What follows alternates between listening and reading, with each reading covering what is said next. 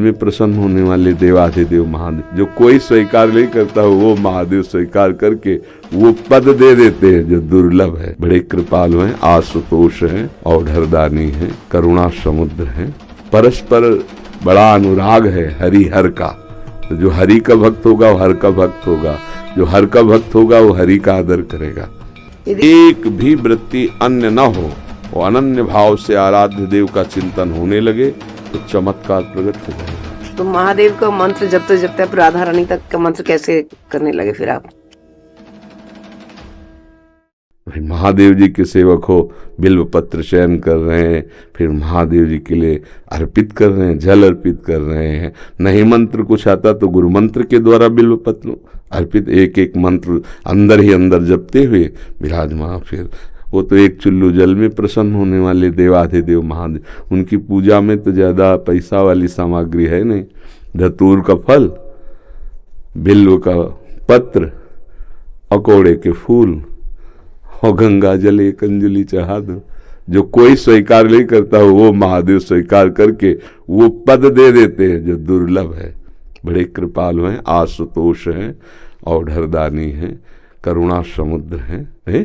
तो उनकी आराधना से ज्ञान, भक्ति, वैराग्य जो चाहे, ऐश्वर्य जो चाहे सब प्रदान कर देते हैं।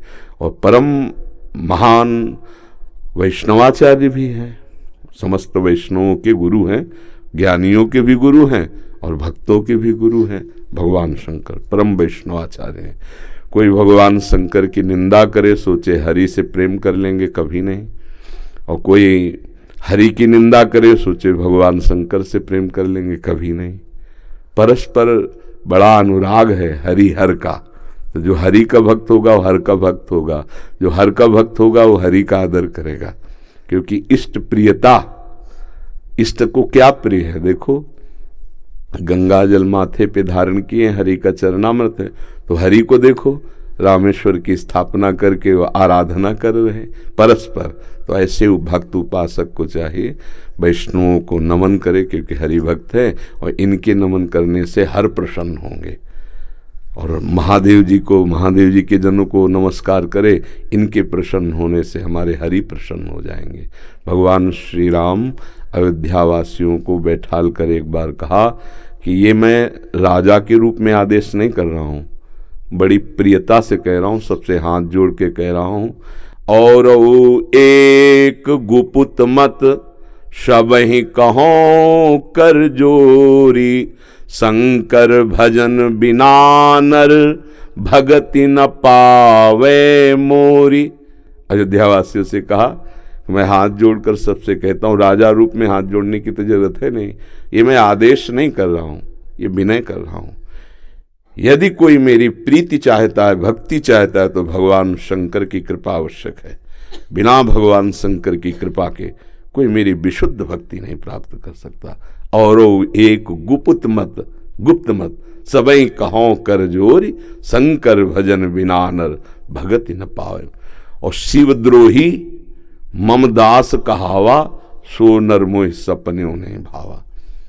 ये तो भगवान श्री हरि की करुणा कृपा देखिए। उधर महादेव जी की, कागभूषुंड जी अनन्य थे भगवान शंकर के, पर वो हरि की अवहेलना कर देते थे, हरि की निंदा, हरि भक्तों से द्वेष कर लेते।